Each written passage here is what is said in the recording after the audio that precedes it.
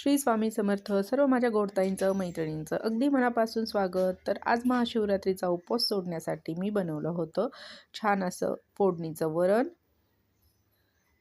त्यानंतर उकडलेल्या बटाट्याची पिवळी चटणी जी की सगळ्यांच्याच घरात फेवरेट असेल असं मला वाटतं.